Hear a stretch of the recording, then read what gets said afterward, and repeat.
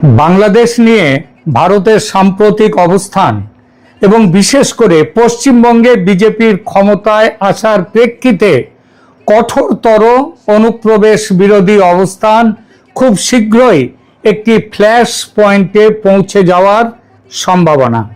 Israel যেভাবে গাজায় ব্যবস্থা নিয়েছে, বাংলাদেশে ভারতের ব্যবস্থা গ্রহণ সেই পথে হবে, এই বলে শুভেন্দু অধিকারী যে হুমকি দিয়েছেন সেটাকে কেবলমাত্র কথার কথা বা ফাঁকা বুলি হিসেবে ধরলে ভুল হবে বলে আমি মনে করি।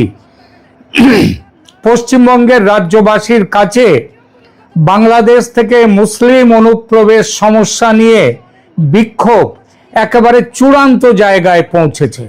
সরকার সেদিকে নজর দিতে বাধ্য, আর এটা করতে গেলে দুদেশের সম্পর্ক চরমে পৌঁছতে পারে।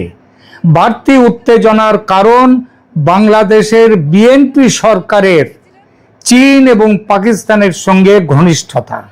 এই প্রেক্ষিতে যুদ্ধের দামামা বাজছে কি না, কিংবা কতটা কাছে সেই দামামা চলে এসেছে, এই নিয়ে এখনকার প্রতিবেদন। বাংলাদেশকে ঘিরে ভারতের সাম্প্রতিক অবস্থানকে এখন আর সাধারণ কূটনৈতিক অস্বস্তি বলে উড়িয়ে দেওয়ার সুযোগ নেই। পরিস্থিতি দ্রুত এমন এক পর্যায়ে যাচ্ছে যেখানে সীমান্ত, অনুপ্রবেশ, রাজনৈতিক ভাষ্য এবং আঞ্চলিক শক্তির সমীকরণ সব মিলিয়ে একটা সম্ভাব্য ফ্ল্যাশ পয়েন্ট তৈরি হচ্ছে। এই পরিবর্তনের সবচেয়ে বড় পটভূমি বর্তমানে পশ্চিমবঙ্গ।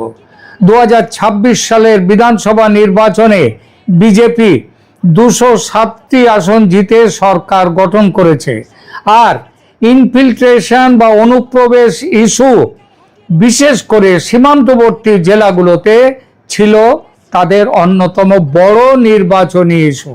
তার মানে খুবই পরিষ্কার, এই সরকার চাইলে হবে না। এই সরকার চাইছে তা নয়, বরং রাজনৈতিকভাবে বাধ্য হয়ে তাকে অনুপ্রবেশ বিরোধী কঠোর অবস্থান নিতে হবে। কারণ নির্বাচনী প্রতিশ্রুতি যখন নিরাপত্তা প্রতিশ্রুতিতে রূপ নেয়, যখন রাজ্যের হিন্দু জনসংখ্যার অস্তিত্বের পক্ষে বিপজ্জনক পরিস্থিতি চলে আসে, তখন সরকার সেটিকে ফাঁকা স্লোগান হিসেবে ফেলে রাখতে পারে না। আর পশ্চিমবঙ্গে বিজেপির জন্য বাংলাদেশ সীমান্ত প্রশ্ন এখন শুধু প্রশাসনিক ইস্যু নয়, এটি তাদের ক্ষমতার নৈতিক ভিত্তির অংশ। আমরা দেখেছি সরকার গঠনের পর সীমান্তে বেড়া দেওয়ার কাজ ত্বরান্বিত করতে শুভেন্দু অধিকারীর বিজেপি সরকার 45 দিনের মধ্যে বিএসএফকে জমি হস্তান্তরের কথা বলেছে এবং কাজ শুরু হয়ে গেছে। এই একটি সিদ্ধান্তই বলে দেয় যে নতুন সরকার সীমান্ত প্রশ্নকে নীতিগত অগ্রাধিকার হিসেবে দেখছে এবং বাংলাদেশ সীমান্তকে তারা এখন নিরাপত্তা রাজনীতির কেন্দ্রীয় একটা অক্ষ বানাতে চাইছে। এখন প্রশ্ন হচ্ছে, এই কঠোরতা কোথায় গিয়ে থামবে? ভারতের পররাষ্ট্র মন্ত্রণালয় 7ই মের ব্রিফিংয়ে বলেছে তাদের দৃষ্টিতে অবৈধ বাংলাদেশিদের ফেরত পাঠানোর বিষয়টি ইল্লিগাল বাংলাদেশিজ রিপ্যাট্রিয়েশনের প্রশ্ন।